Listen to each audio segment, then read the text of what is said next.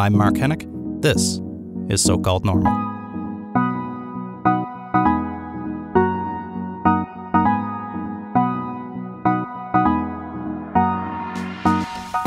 Hey folks, welcome to So-Called Normal. I'm Mark Hennick.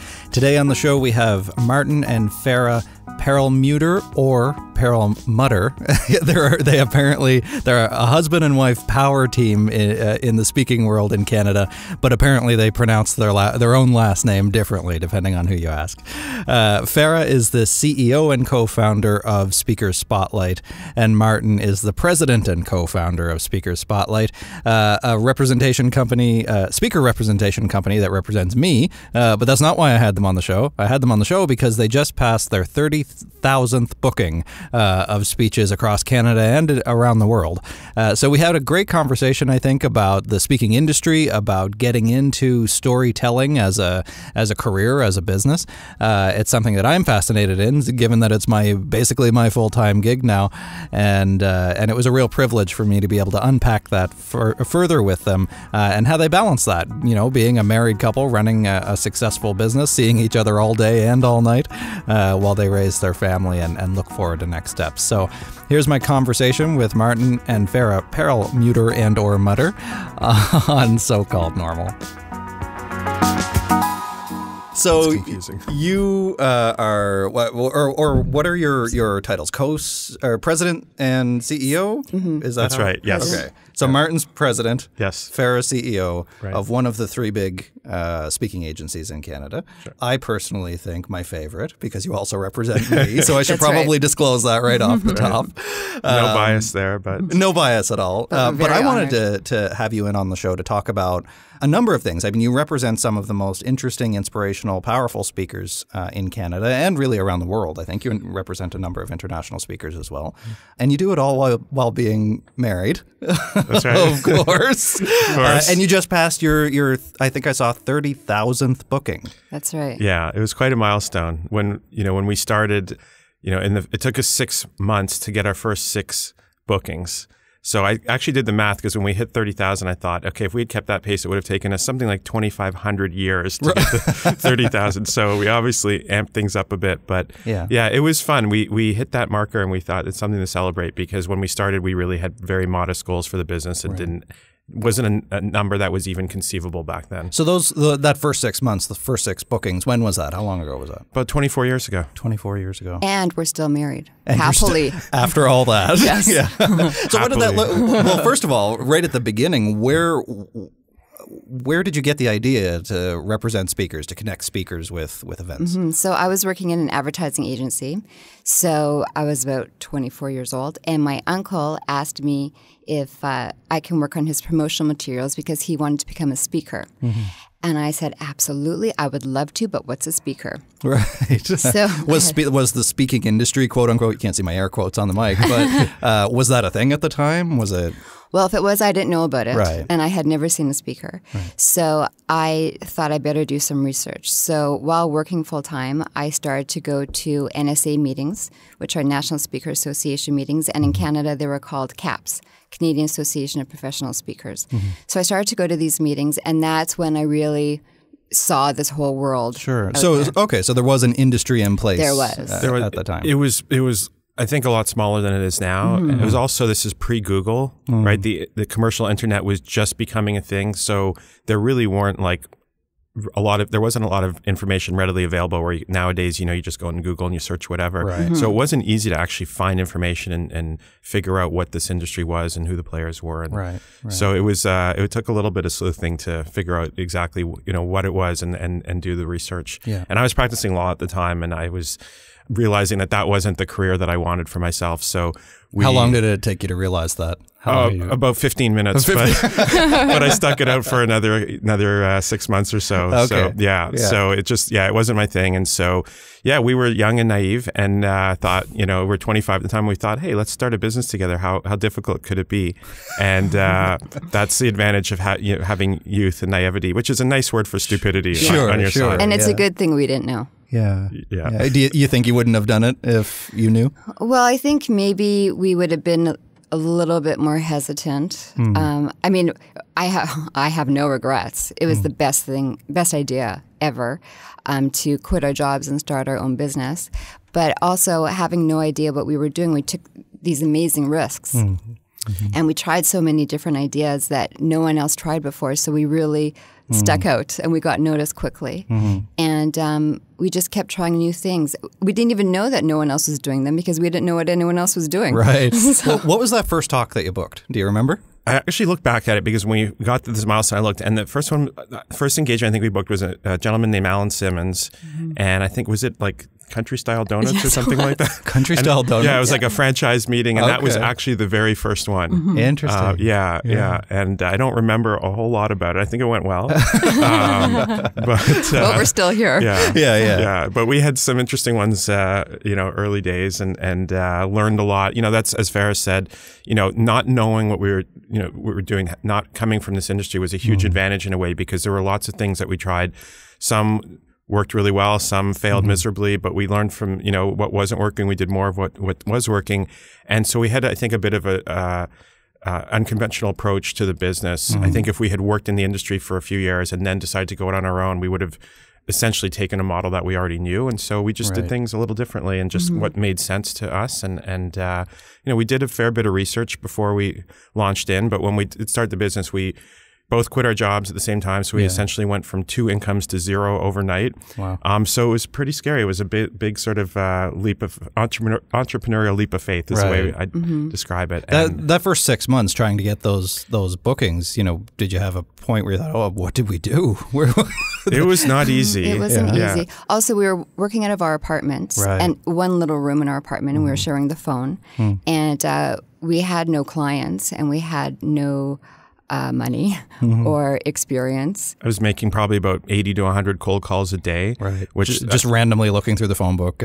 We joined a couple of organizations. Right. So there's an organization called MPI, Meeting Professionals International, and we joined that and we got their membership list. So it literally just started going through that. But we would go through the phone book. I remember calling IBM Canada and getting the main number and asking who plans their conferences and just, having silence on the other end of the phone and getting bounced around from person to person to person until finally, we started to get somewhere. And then you start to realize, okay, these are the people's sort of job titles or descriptions within an organization. So it was a lot of that. I mean, the way I would best describe it is those early days, and I think this is for a lot of people who start a business from scratch, it's kind of like banging your head against the wall 100 times a day. But after a while, it doesn't really hurt that much. And eventually it starts to feel good. Yeah,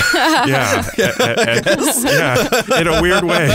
So that was kind of like, but we were young, as we said, and we weren't that far removed from being students. So going back and living like students wasn't difficult for us. Right. We didn't, and we didn't have kids then. We didn't have a mortgage. We didn't have a lot of stress in those ways or demands on us. We didn't have a lot of money, but we had a lot of time.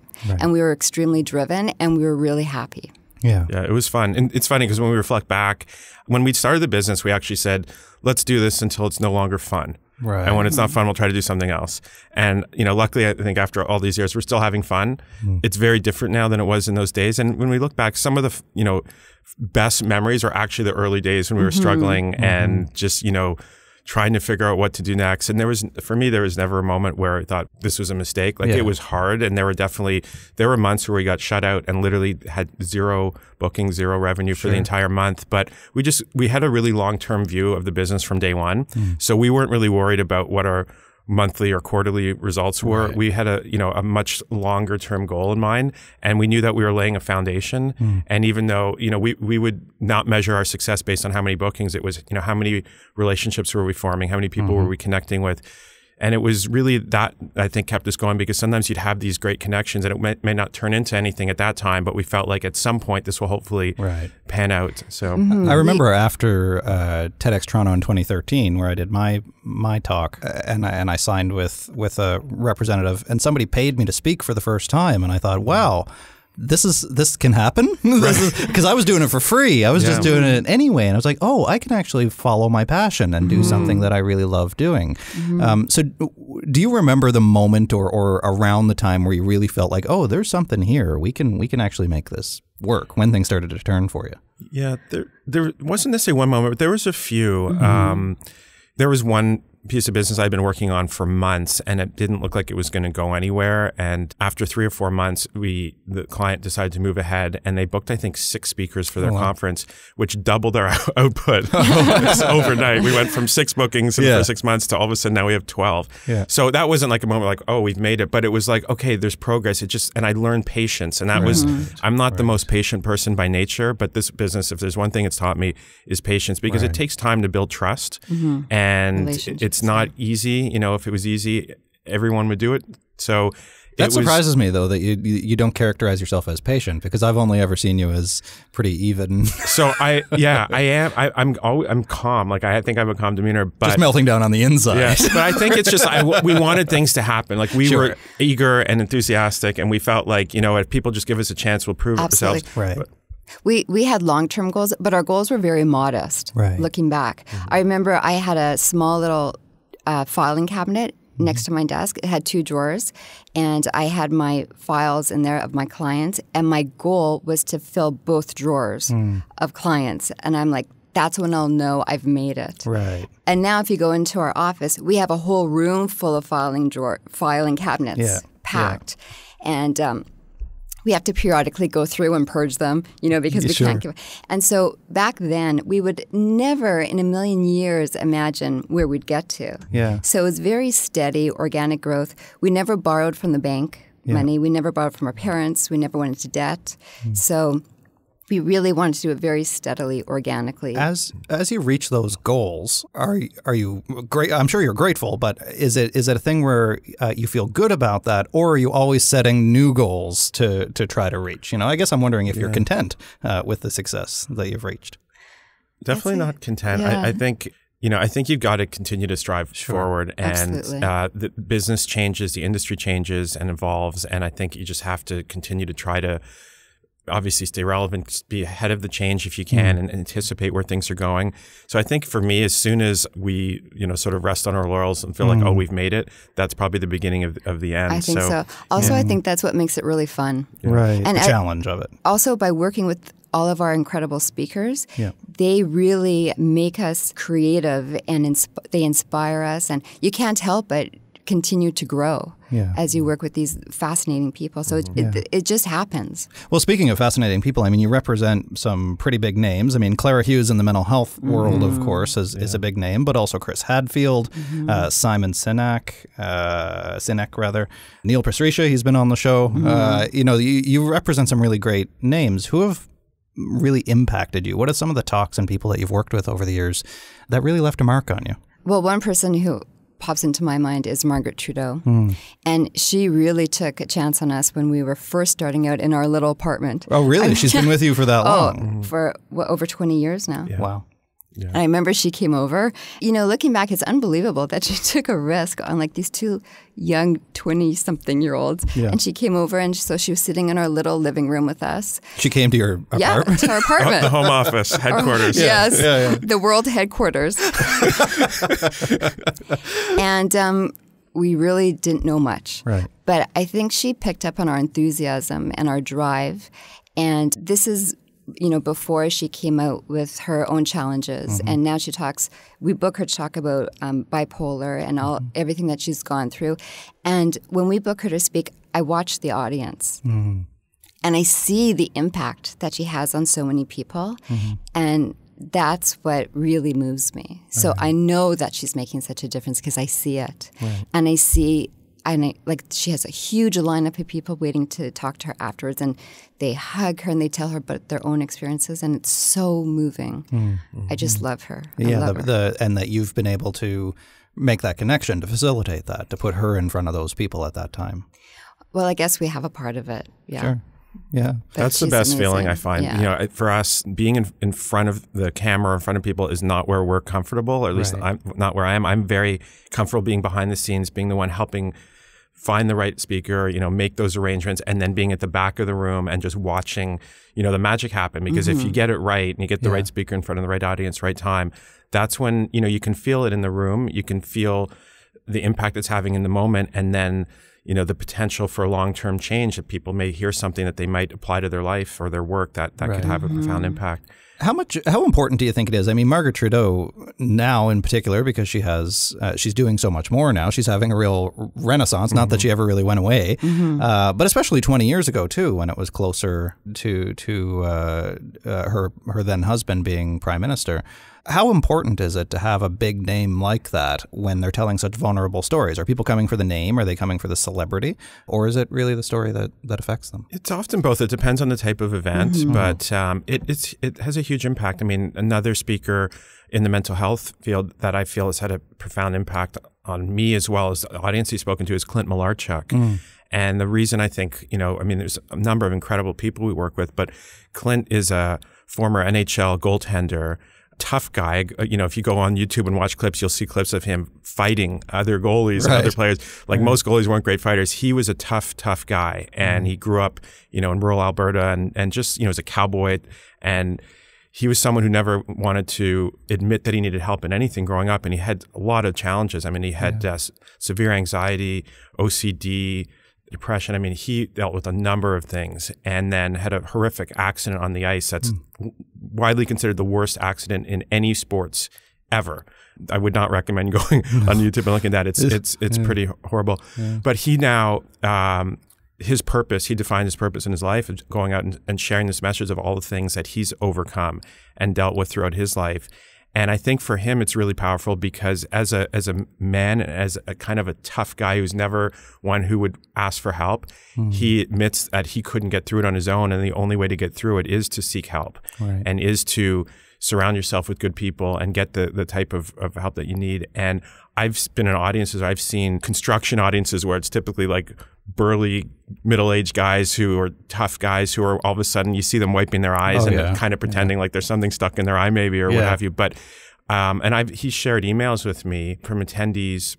He blocks out the names, but he shares the feedback of people who say that, they've struggled with things for decades in some cases and refuse to get help. And now after seeing him are now seeking the help that they need. So that for us, similar to your purpose, I think that's why we do this. I mean, we have this opportunity to change lives, and I'm not so Pollyannish and naive to think that every speaker is going to go in front of an audience and everybody's life is going to change. But I think if in the right circumstances, it can have a profound and long-term effect. And it's affected our lives too, going back to your question. There's no question that the speakers that we've worked with over the years have changed the course of our lives. Yeah.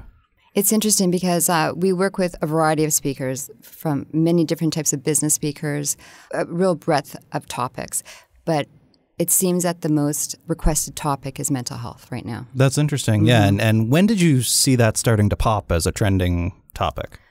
It was probably about 10 or 12 years ago, I'd say. Yeah. And as you said, I mean, when people like Margaret and Clara Hughes and others were willing to come forward and speak about that and share their experiences and open up, I think it gave permission to a lot of people to speak more, publicly about it. So I think that's been a huge change in having people who, are associated with success and whether it's in sports or politics or business or whatever it is, be willing to open up. I think it's just an incredible thing because it just allows the conversation to take place everywhere. Yeah. You have Shane Feldman, you have Drew Dudley, who's with you now.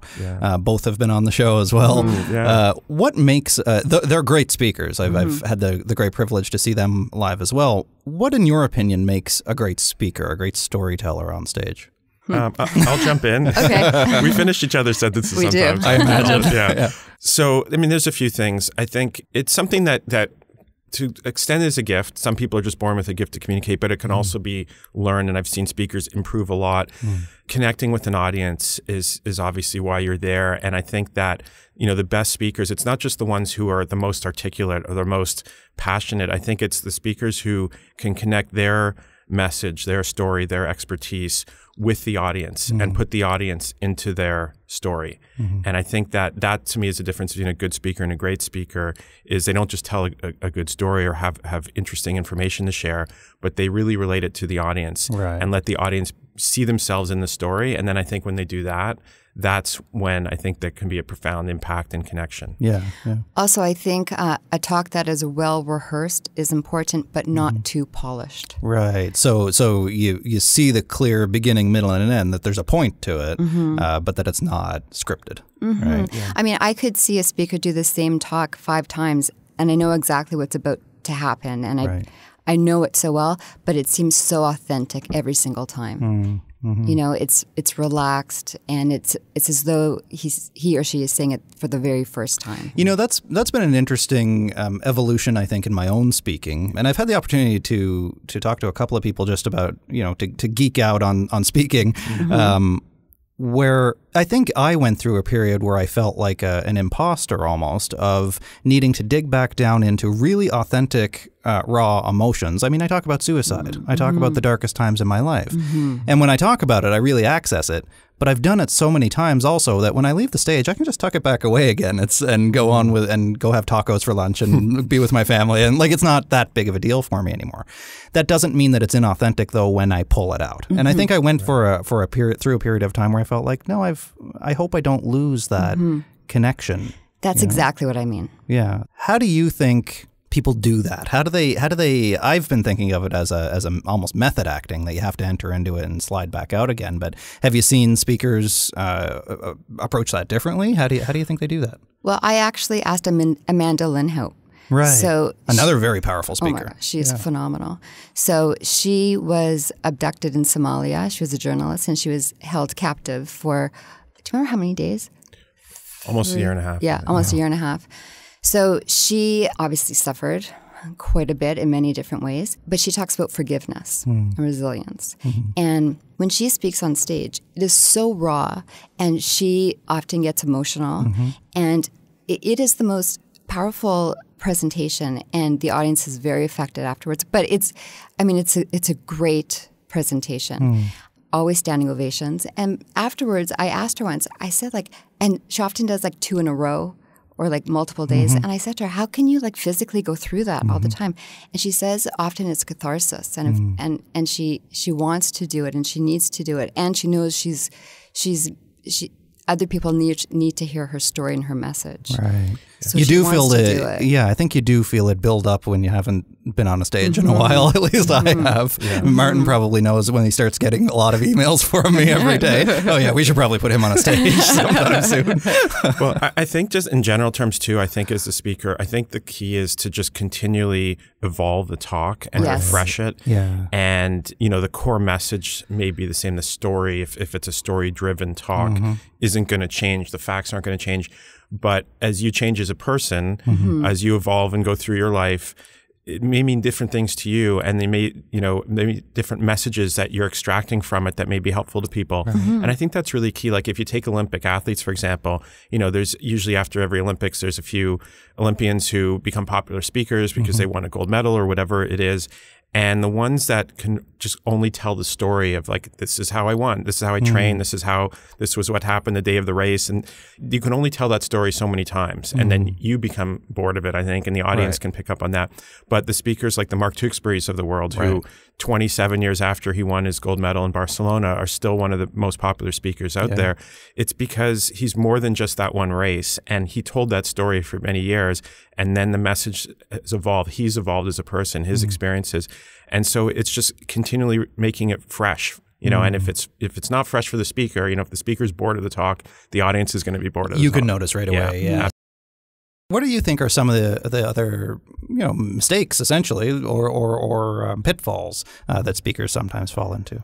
Well, I can tell you one mistake I think some speakers out there make. Not our speakers, of course, other speakers. You wouldn't let that happen. Well, a pet peeve of mine is selling anything from the stage.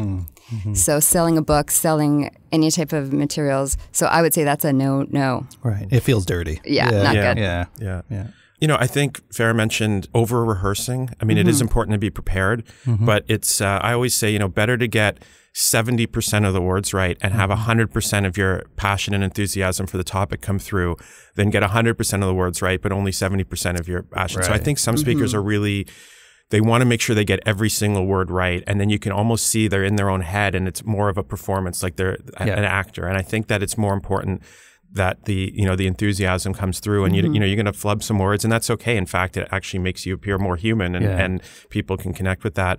And just, being true to your topic. Well, we get a lot of speakers reaching out who are interested in doing this. And, so what's your topic? They go, what do you want me to speak on? Right. And it's like, that's not the approach. I think you've got to speak to what, is your expertise is, or what you're passionate about, and not worry about whether that is a trending topic at any given time. And if you know your stuff, you don't have to really rehearse as much, I find, because you know your stuff, right? Yeah. You got to be able to be coherent with it, but... Yeah.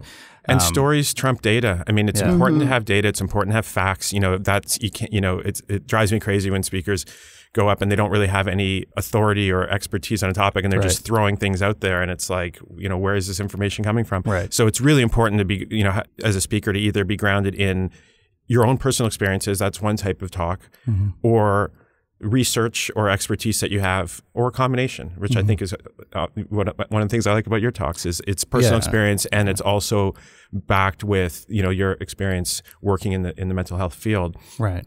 I try to qualify that repeatedly, though, with a bit of usually self-deprecating humor, that I'm nobody's expert. I only know my own stuff. Yeah, right? Yeah. But I think that by the way, humor, and self-deprecating humor is a huge thing. But I think that it's just important to remember that stories are what connect often with the audience. And if the talk is too data-driven or too factual, not enough narrative and stories, I think you can lose an audience. So I just think that it's really, I think great speakers are great storytellers. And I think part of it too is knowing in your core that you're doing your best, that you know your stuff, and not everybody's going to receive it the same way. I mean, Martin knows about this. I don't know if you know about this, Farah, but I did 2 events probably two or 3 years ago with it, or whatever it was. Maybe it was sooner than that, but 2 events, this exact same talk to 2 very similar audiences. One was a rave review, the standing ovation. It was they did a big spread in their magazine and all this stuff. And the other one didn't like it at all. But it was I think there was one person who complained. Oh, well, maybe, well, regardless of that. But the reason that I raise it isn't because I still have an axe to grind. But it's that you can't always control how other people are going to receive your story. And that's the interesting thing, I think, as a speaker is, when it goes great and it's a 10 out of 10 and it's like, amazing, versus when it's maybe feels like it wasn't your best performance. And the question is it the speaker? Is it the audience? Or is it some combination? It's usually a combination of the two. And, you never know. And I think as a speaker, one of the challenges too is audiences are more and more distracted. And so, people are on their phone sometimes, and doesn't mean that they're not interested. It might mean that they just got an important text from their kid or from their boss or whoever it is. So I think as a speaker, you just got to, really, again, focus on delivering the best talk you can, and knowing that, people, you can't always read an audience perfectly. Right. Yeah, it could be that they're taking notes on their phone. That's right. Yeah. I think you can tell the difference from the stage when people are checked out, or if they're really, really with you. In the old days, people just pull out a newspaper. And just were they very subtly? Please. I was just gonna also provide a few more things that speakers should avoid. Yes. So one thing is around visuals. So when you have a visual on the screen, don't put too many words.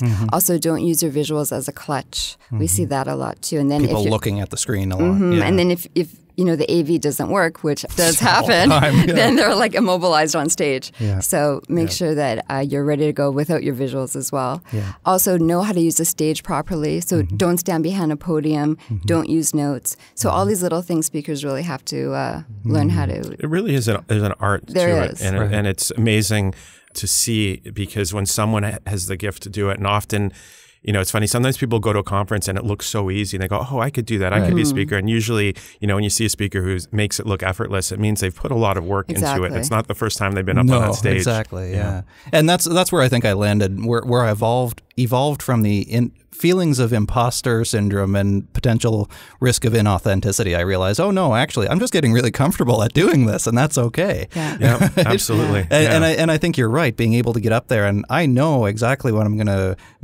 say that word incorrectly, or when I'm going to make that little seemingly offhand joke that I happen to have made 100 times before. Right. That's right. And it looks authentic. It looks authentic, and you also test it out. And sometimes things work on stage, and I think that I like when speakers do that, when they take some some risks and they try something out. Maybe it didn't work. Okay, well, you file that away and you don't do it again. That's right. But some stuff, when you take those risks, really lands well, I think. Another thing is customization for the audience. So you don't have to rewrite a new speech every time. Right.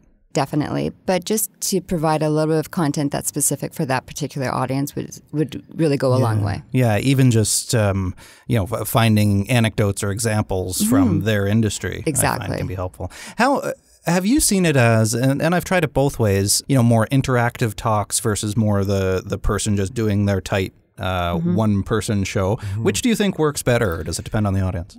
I think it depends on the speaker, actually. Like, there's a few speakers I can think. I think he had Mark Bowden on the show. We did, yeah. And he often interacts with the audience, and he's very interactive, even in his keynotes, even in a large room, 1,000 people, and he can still do it. And he just has that ability to go in and interact, and then bring everybody back and to him when he goes back on the stage and continues. And so that is not easy to do. Like, he has incredible command of the stage and of the audience. But I think for a lot of speakers, if they try to make it interactive, they can lose the audience. Like, everyone starts doing their active exercise, and then, good luck trying to get 800 people to focus back on you. So I think it's not an easy thing to do, especially in a large audience. It can be effective, but I think it's a unique skill. It's more of a facilitative type skill. And so for the most part, I think especially, again, if it's a larger room, larger audience, it's probably better, more effective for the speaker just to do sort of the monologue type thing from the stage, and then maybe have some Q&A or something afterwards. Yeah. Do you think that there's, or I've noticed, but I don't know if it's just me, is there a stigma against the quote unquote motivational speaker, the Tony Robbins type speaker? It seems like that's a dirty word too, right?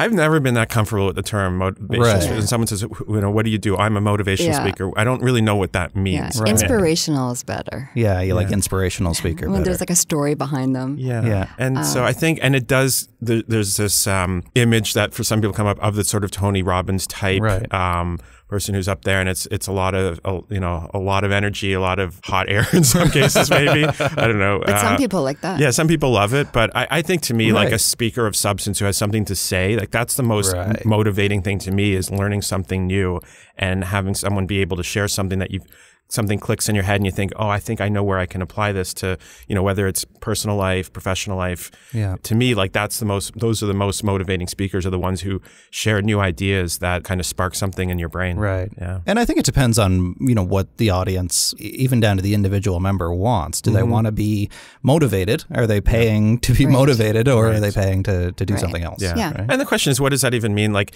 that's the sort of generic criticism of quote unquote motivational speakers, is it's kind of like the Chinese food metaphor where, you fill up on that and then you're hungry an hour later. Right. Oh, I've never heard that before, but that is interesting. Yeah. And so I think, to me, the whole point of the talk, it's not, if it's just energizing for an hour or so, that's just entertainment to me, really. Right. But if it's really going to be truly motivating or inspiring and have a long-term effect, then it should plant some seeds. And again, it's up to the individual. A speaker's not going to change anyone's life in an hour. Right. They can just plant some seeds, and then it's up to the individual to take what they've heard and learn and hopefully find ways to apply it to their lives. Yeah. So we've talked a lot about speakers, but on the client side of things, what's some of the feedback that you've gotten from clients or audience members? You mentioned that briefly, that you really connected with you and you knew that you were doing good work. Oh, it's interesting, the hurricane and the letters you would get. Yeah, well, it kind of goes back to a question of speakers who inspired me. So Reuben Hurricane Carter is one that's really inspired me. And, he was a African-American boxer who was arrested and convicted of a triple homicide in 1966 in New Jersey, Paterson, New Jersey, and spent 22 years in prison and was eventually freed and exonerated. And, the impact he's had on me was huge. He passed away a few years ago, unfortunately. But the feedback we would get from audiences, and that's what makes it all worthwhile to me, is just seeing the impact that a speaker can have on an audience. And it's different depending on the speaker. Sometimes it's individual people in an audience who are just moved by the speaker. But we see our clients as the speakers as well as the organizations or companies hiring the speaker. And that's obviously, at the end of the day, there needs to be some type of ROI, some return on the investment of bringing the speaker in. And it's amazing when, you get feedback later of, a speaker came in and maybe a business related topic. And then when you're following up with them later, you're hearing that actually this person made an impact, and we're taking, this approach, whether it's to sales or marketing or leadership, and it's actually having an impact on the organization and whatever the goals that they were. If it's a leadership meeting, maybe it's engagement levels within the company are lower, and someone can come in and deliver some content that's going to help the leaders be more effective in engaging their teams. And then you hear later that it's actually been a huge improvement in that. And so those are the kinds of things that from a business point of view are really rewarding, because again, it's not, we don't see ourselves as slot fillers. Right. We don't see our job as someone has an hour to fill at a conference and we fill that hour. We really look at the impact that it can have on the individual people in the audience, as well as the organization bringing the speaker in. And so again, every organization has different goals and objectives and challenges and opportunities, and any way that we can help them with that, is a win for everyone, I think. Yeah, I always ask in the conversations that we have before an event with clients what their intended outcome is. If they want to, I do two essentially very different types of talks. One is an information-based one, and the other is more of an inspirational one. And so that's what I asked them. I said, do you want your people to feel something or think something? Right. Because those are two kind of different approaches as a speaker, I think. And that's the most important question. I always say that I think Stephen Covey, begin with the end in mind. And so if a client's struggling in terms of they know they need a speaker, they're not really sure, maybe their boss has just said, go out and find me a quote unquote motivational speaker or whatever. The question I think is the most important one is that when people leave that room, leave that meeting, leave that conference, what do you want them to have heard and learned and felt? And most importantly, what do you want them to do differently as a result? And when you can get that objective clear, then it becomes a lot more obvious to us in terms of, this would be the speaker or the, 2 or 3 speakers to recommend, because, the topic might be leadership. And sometimes we get requests where, the client says, we have a conference and the theme is leadership. And there's thousands of people who speak on that topic and in very different ways. So it's really understanding again what the objective is, and I love that whole idea of, sort of begin with the end in mind. What do you want people to do differently when they leave? And then work back from that and help them, sort of recommend the speakers that we think will best achieve those goals. Yeah.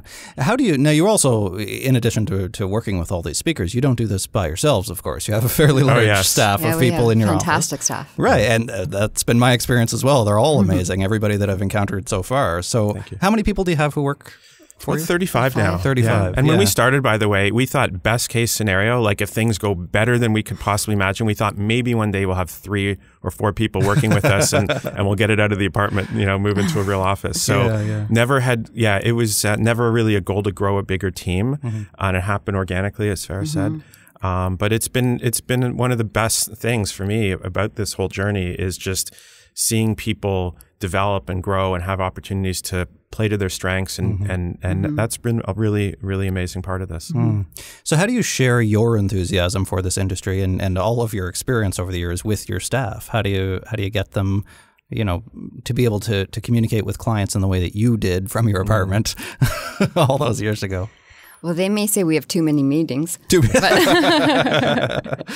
I mean, I think part of it is just genuine enthusiasm. So to me, we shouldn't be representing any speakers that we don't really believe in and are genuinely enthused about. So I think that to me, like I always say, like I had no sales experience of any kind before this business. I was, my only previous jobs were lawyer, as I mentioned, where I had no responsibility to bring in business. I was just a grinder basically. And then prior to that, Little League baseball umpire and camp counselor. So do any of those skills come into play not now? Really. But the thing is, so I think that for me, like if I had to go out and sell, I don't know, life insurance, I'd probably be terrible at that because I don't necessarily understand. For me, I understand the benefit of it, but it's not something I'm really passionate about. Right. But for this, what we do, I'm really passionate about it. So I think the key is finding people who really love the business because, we've interviewed a lot and hired a lot of people over the years, and that's one of the hardest things with any business is finding and keeping great people. And I think one of the things I've learned is it's the people who love the business, who believe in what we're doing, and impact our speakers can have, how we can help our clients. You can teach the skills in many cases, but if they have, it starts with that enthusiasm and that belief in why we do what we do and the impact it can have. And then, we've never done any formal sales training, for example, with salespeople, because I've never had any formal sales training. Right. So I think it's just everybody, there's ways, everyone has a little bit different way of doing it, and it has to be an authentic way of communicating, and that's on the sales side. And then same with all parts of the business. It's just, we're dealing with human beings. At the end of the day, our product, if you will, are human beings, people telling their stories and sharing their expertise. But all of our clients, whether they work for a huge multinational company or a small nonprofit, you're dealing with a human being. At the end of the day, it's one-on-one connections and treating people well, and treating regardless of whether they have a huge budget and a huge event, or it's a community group and they're, putting together a community event, and they really don't have a huge budget, but they want a speaker to come in and speak. To us, it really doesn't matter. It's you don't treat one group better than the other. You treat everyone the way you would want to be treated, and that's I think been the key. Yeah. Once a week or so, we have a speaker come in to tell us what's going on, their new topic, a book they're working on, sort of a behind-the-scenes look at what speaker's working on. We invite our entire staff to come into that meeting, and we actually videotape it, and it's on our website. It's called Inside Our Boardroom. So everyone, and there's a Mark Hennick episode of There Inside Our is. Boardroom. Look on the website. Yeah. So everyone can see a part of it. And so by having these meetings, I think everyone becomes inspired and motivated to work. Yeah. Well, they get to learn from the speaker, but also to get to know them. It's easier to sell somebody that you know. For sure. Absolutely. Otherwise, a piece of paper, a bio on a website only does so much. But when you meet the person, you really get the feel, for who they are and kind of why they do this. It helps a lot. Yeah. Yeah. And just generally, they're more excited to do their job and to have pride in what we do and knowing that they're making a huge impact out there. Yeah. Yeah. So now, how do you divide the workload between both of you? Do you have defined roles? I mean, you're the CEO and you're the president, but what does that even mean? Farah's the boss, basically. She's okay. There we go. At home and at work. I was just going to say, but what about at the office? No, it's a really good question. And so this is the only, we're not experts in couples working together, although I guess we've had a lot of experience. And I think we learned early on, we had to separate our roles. So at the beginning, we were kind of both doing essentially the same things, and we have very different skill sets and strengths. So we realized that we needed to separate our roles, each focus on the things that were our strengths, the things that we enjoyed most, and have sort of a clear division of roles. So from kind of fairly early on, Farah's role was really around the marketing and that side of the business, and mine was more the sort of the sales and operations, I guess. And to this day, there's a lot of things we collaborate on, but there's, I think the key is to kind of know your roles, know your lane, stay in your lane. Right. And the same thing with our whole team really is, you want to put people, I think, I love the Jim Collins metaphor of the bus, right? And you want to get the right people on the bus, the wrong people off the bus. And then you want to figure out what seats to put them in, where their strengths are, and then make sure the bus is going in the right direction. And so I think that really is the key, is just clear understanding of what each person's roles are. And sometimes you need to collaborate, and sometimes it's a solo effort. But that's been really key, I think. I've seen lots of people who have either just been friends or as couples who have gotten into business together, and it rarely doesn't work. But it seems like it works really well for you guys. I don't know if I could do it, to be honest. It's not for everyone. Oh, we I'm going to see you later too, aren't I? Yeah. So how do you keep home out of the office and vice versa when you're always really together? difficult. Sure. And we try not to talk about it at home, especially around our kids. Right. So we really focus on our kids when we're home. And we used to have a rule that we would not talk about work after 8. That was our rule, and not on the weekends. But it's really impossible. Yeah. Well, when our kids were young too, we told them, like, we're not going to talk about work. So they would call us out on it if we're having dinner, and all of a sudden the conversation, we start talking about something that happened. They go, "Hey, you guys aren't supposed to be doing that." Oh, good. Yeah, which was good. So, certainly before we had kids, that was when the business was in the early days. It felt like 24/7, and that was okay in some ways. I mean, we loved it, and it was exciting, and it was this new adventure we were on. Once we had kids, the focus shifted at home to, we need to be parents, and And so we actually don't talk about work that much at home. But it's not easy for couples, and it works well for us, but it's not perfect all the time for sure.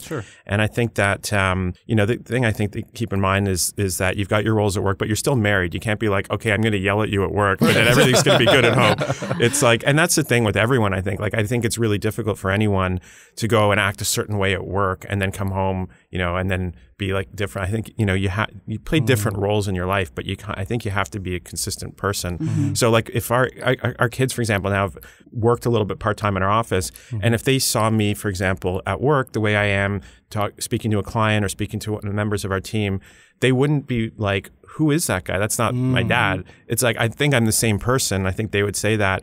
I may speak to them, my kids, a little bit different than I'd speak to a client, or but at the end of the day, it's, I think there's, consistency there. And I think that, and the advantage I think that we had working together too was we started when we were really young and early on in our relationship and right at the beginning of our marriage.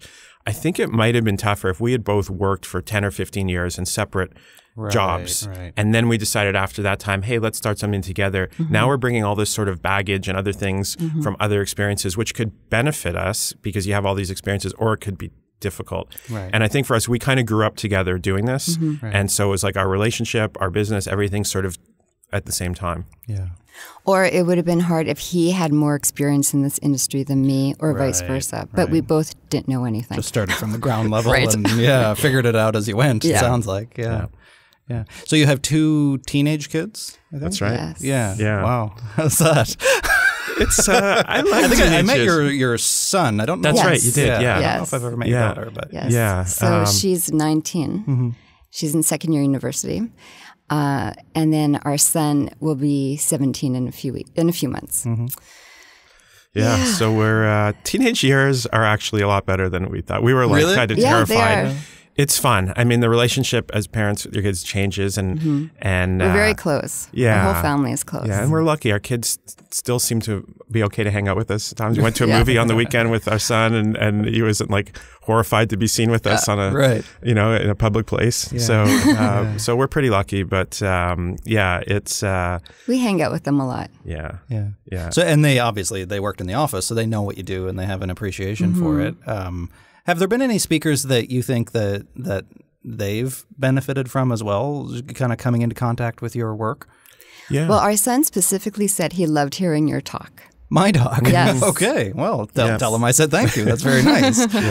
One of our speakers, Peter Katz, who's a musician, would be a great guest for the podcast. Really interesting guy. He actually spoke at our son's school. Yeah. And he's and our son is a musician as well, plays guitar. So Peter's talks are really around just sort of staying with it. And he describes himself, I think, as a 1 or 2-time Juno Award losing artist. He's not a household name. He's not someone that everybody necessarily knows, but an incredibly talented musician, and he's doing really well. And, his message, I think, really resonated a lot with our son, just because being an artist, being creative, sticking, following your dream and sticking with it is a great message for anyone to hear. Yeah. And so they've benefited from getting to know and see some of the speakers, but we didn't really want to just integrate them into this. So it's it's a weird thing, because when I was growing up, I would never see someone on television who I knew. Whereas now they'll look on TV and they'll be like, oh, there's so-and-so. Right, and it might be someone they've seen. But I think things are so different now anyways, that with kids, it's just nothing really phases them. And, but I think hopefully they've learned a little bit from they're more likely to listen to you, for example, or one of our speakers than us. So maybe we should use this as a parenting strategy. If there's a message we need them to hear, we'll just sign on a speaker. Hey, come to this talk. That's right. You're the only one in the audience. Right. Actually, our daughter and Amanda Lynn have become very close. Really? They text each other. Yeah. And nice. It's really amazing. Nice. So you've got the head office in Toronto. You just, well, not just, but opened an office in Calgary as well. Relaunched it. Relaunched the office in Calgary. Okay. Is there plans for future growth, or this is where you're settling? Not specifically in terms of geographic. We're just continuing to do what we do. I mean, it was never a plan to open an office, for example, in Calgary, and just the opportunity came up. I mean, this was actually about 12 or 13 years ago that we started at the office in Calgary. And then we have a new office there now. So that was what we were launching recently. But, if the opportunity came up, I mentioned Jim Collins. I'm a big believer in the first who, then what strategy. So rather than saying, a lot of businesses, this is a strategy, and then they'll go out and find the people to execute the strategy. And we've always found the people first, and then the strategy, sort of goes with that. So that's how the office in Calgary came about. Was Marnie? Shout out to Marnie. We had known and started working with her and opened the office in Calgary for us, and it was based on her, because of her, because she's just a great person, and so that's grown there. So you never know. We'll see. No plans for world total domination yet, but maybe. Yeah, maybe. We're going to be empty. We're going to be empty nesters next year. And that's where I was kind of bring this around to, is that if you're in 2 years, I guess. A year. Next year. This time next year. This time next year, you'll have the house all to yourself, theoretically. Right. So any plans for retirement, or are you just ramping up? Just what are you going to do then? We'll work more. Work more, yeah. Yeah, I think... Martin is less equivocal about that. We are? Or a little more equivocal, rather. Yeah. We'll see. We'll see what that's like. It's going to be a change, for sure. But we've always tried to strike as much of a balance as we can, and tried to, every decision we made with our business, actually, we brought family into that decision. And one of the questions we'd ask ourselves is this going to make our lives more simple or more complicated? And if the answer is more complicated, we often would not do it. And, our kids have always been a big factor in terms of we thought at one point, a lot of people saying you should open an office, for example, in the US. Well, if we did that, it would mean a lot more travel back and forth. And is that something we wanted to do, especially when our kids were growing up? So, we've been pretty happy to, sort of keep things simple, and we'll continue to. But we'll see. Maybe we'll have a lot more time and energy. But open an office in Hawaii or Santa Monica or somewhere nice. Yeah, somewhere exactly. Beach office. Exactly. Yeah. But that'll be an interesting. It'll be a new phase of life for sure, and it'll be bittersweet, I think. Yeah. Hard to imagine. Yeah. Well, you won't have to soon, and I look forward to seeing what you do with it. I'm so grateful that both of you came in, but also that I've had the privilege of working with both of you for the last, I guess it's been 2 years or something that we've been working together. So, I went through that transition myself just a couple of years ago, saying, you know what, I'm going to quit this big fancy job and go off and do the speaking and writing thing full time, because that's what I'm most passionate about. And I wanted to do more of what I love to do and less of what I didn't love to do. And you guys made that possible for me. So I'm really grateful that you came on the show, but also that you've done that for me. Well, thank you. Yeah, we feel so honored to work with you. We really do. Yeah. And thank you for all the work you're doing. Thank you. Well, it's been a pleasure to have you. Thank you both. Okay, that's it. That's my conversation with Martin and Farah. I hope you enjoyed it. I hope you learned a bit about what makes a great speaker, and maybe some of the things that you can avoid in the speaking world. And I think that anybody who wants to share their story, and people ask me all the time how they can open up and share their story about mental health and mental illness, even about suicide, do things like do the things that I do. And I think it really does start with knowing what you want to talk about. Farah mentioned that as well, knowing what your own story is, and then giving it some shape. I often tell people to write their story out a few times, not as a script, but just so you can get it straight in your own head, and then you can play with how you actually tell it. So it was great to have a conversation with them about all things speaking world, and I recommend you look them up at speakers.ca. If you want to book me or somebody else, I mean, we mentioned a bunch of other incredible speakers, especially in the mental health space. Margaret Trudeau, Neil Pasricha, Shane Feldman, Drew Dudley, lots of people who have been on this show as well, and lots more people who will be on this show in the future, I'm sure. So go check them out at speakers.ca and on all their social platforms as well. While you're on social, you can look me up at Mark Hennick. That's at MarkHenick on Twitter, Facebook, Instagram, LinkedIn, everywhere else. To learn more about the show, you can see when I post every single Monday on the new episodes, the new guests that we have. Or you can also subscribe on Apple Podcast, which I'd really like you to do because that supports the show. So head over to Apple Podcast, look up So-Called Normal, click the subscribe button, scroll down to the bottom, leave us a star rating, leave us some thoughts in the comments comment section. That would be great too, and share some of these episodes, all of the episodes if you want to, with your own networks too. I think that's it. You can learn more about me over at markhennick.com, markhennick.com, where you can get more updates on the show as well. Okay, that's it. I'm out of here for now. We'll talk to you next Monday on So-Called Normal.